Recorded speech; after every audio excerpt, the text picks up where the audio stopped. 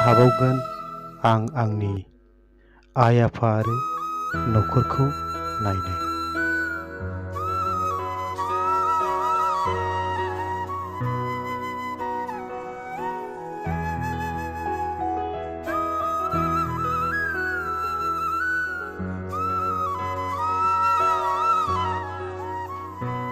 दाबो रेडि जायाखै नामाहाय अर्चनाया?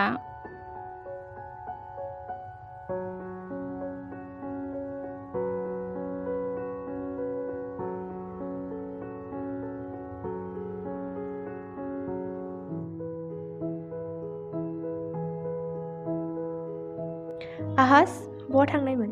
टाउनाव थांदोंमोन आं। नंगौ नामा? बै फरेस्ट डिपार्टमेन्टनि मोननैसो पस्ट ओंखारदोंना, बेखौनो अनलाइन खालामनो थांदोंमोन आं टाउनाव।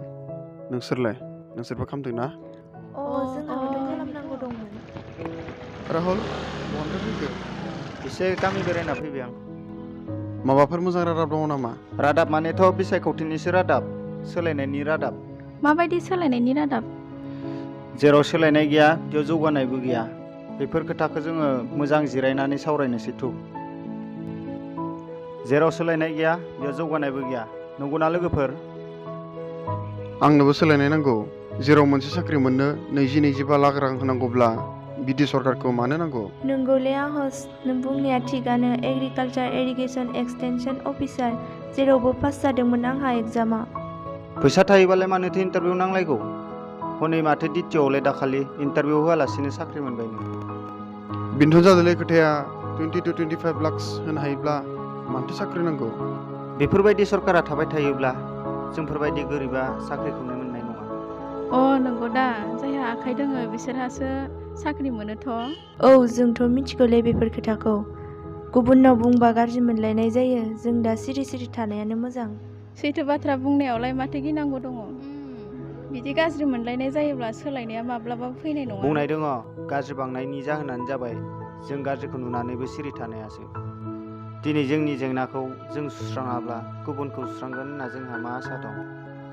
जोंथ' पार्सनेल रावखौ बुंनाय जानाय नङाना। जोंथ' इयुन जोलैनि मोजांनि थाखायसो बुंदों। 100% राइट। बिदि सिरि सिरि थानायखायनोथ' हनै दाखालिबो इन्टारभिउ होआलासिनो साख्रि होनो हानाय गोहो जादों। सिगाङावनो बिब्दि बुंनायमोनब्ला बिब्दि जानाय नङामोन। राहुल, जोंलाय गोबां बेकार जाबाय माथो। फरायनानैबो जेबो मुलाम्फा जायासै। सोलायनाय गैयै जौगानाय गैयैखौलाय नायबावनो बेसेबां? हनै होनो लाबोदों UPPLआ जौगानायनि अराय सानजारां।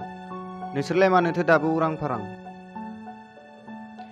बिदिब्ला लाइमोनफोरनियाव बेफोर रादाबखौ फोसावनि आरो आइ आफामोनखौबो बुजायनि।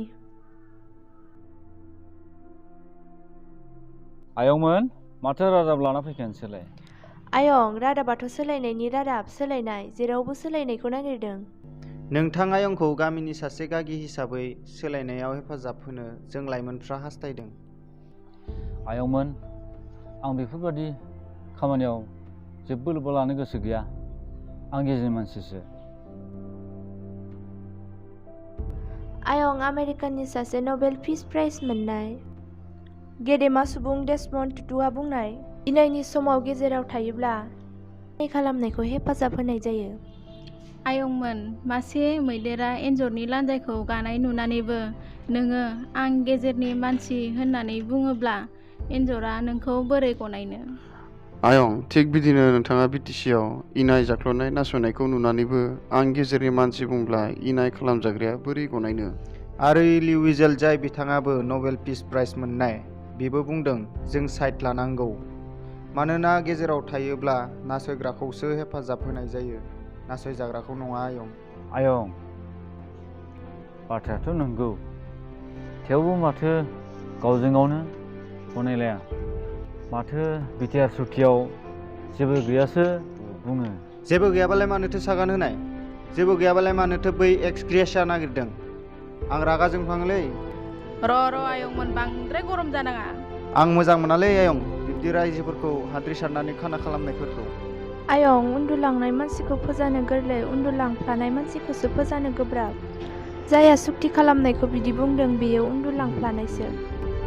आयं, बे सुक्तिनि गेजेरजों central university, tribal university campus, NIT, medical college आरो लोगोसे बर' बिजोंनि सोलोंथाइनि जेंनाखौ सुस्रांनो सेपारेट डाइरेक्टर बायदि बायदि गोबां मोननो हादों। औ आंबोथ' बेखौ सानदोंमोन। जोंनि सखियावथ' इसिबां जेबो दावराव दावसि गैयामोन। दानि इसिबां मोजां सखियावसो गावजों गावनो एना एनिया बांसिन आरो दावराव दावसियाबो जादों।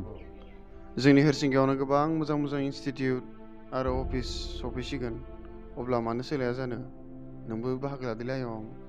दे आंबो ओंखारबोगोन बे सोलायनायाव। गुबुनफ्रा जेखि बुङा मानो आं जेबो सानला। नै आयं, बेयो जोंनि इस्ताहार लेखा। मा मा मावनाय जागोन बेयाव गासैबो लिरनाय दं।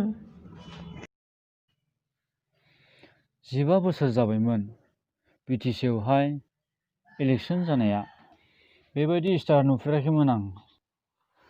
हाबाब दिनैसो बेबायदि इस्ताहार नुफेरदों आङो। ओरैनो खुगाजोंल'